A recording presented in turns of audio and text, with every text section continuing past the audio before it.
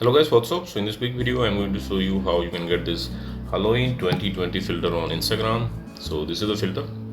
To get this filter on Instagram, visit the creator profile. Digital Daisy is the creator of this filter. You can follow her to unlock all her filter to your camera tray. She's having some awesome filter.